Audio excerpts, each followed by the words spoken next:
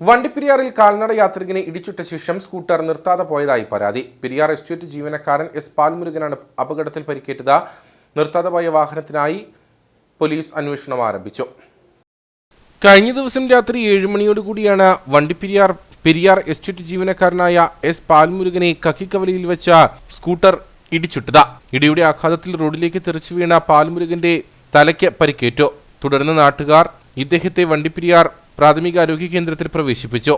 Road cross ചെയ്യുമ്പോൾ ചിലപ്പോൾ അറിഞ്ഞോ അറിയാതെയോ വണ്ടി കയറി വന്ന് ഒരു 2 വീലർ എന്തുമാത്രം ഇടിച്ച് ഒത്തിരി ഇഞ്ചുറി ആയി. ആ മനുഷ്യൻ ശരി താഴെ വീണു. അതിനെ ഒന്ന് ആശുപത്രി കൊണ്ടുപോകാനോ ഇല്ല എന്തെങ്കിലും ഒരു ക്രമീകരണം ചെയ്യാനോ അവർക്ക് അത്രയും പറ്റിയില്ലെന്ന് പറഞ്ഞാൽ ഒത്തിരി സങ്കടമുള്ള കാര്യമാണ്. കാരണം ഒരു വേറെ ജന്തുക്കൾ ഏതായെങ്കിലും ഒന്ന് ആക്സിഡൻ്റ് ആയി ഒന്ന് തിരിഞ്ഞു പോലും നോക്കും. ഈ തിരിഞ്ഞു പോലും നോക്കാതെ പോകുന്നത് വളരെ ഒരു സങ്കടകരமான ഒരു കാര്യമാണ്. മുൻപ് സ്ട്രോക്ക് വന്നത് മൂലം പാൽമുരുകന്റെ കാലിന് അല്പം സ്വാധീനക്കുറവുണ്ട്.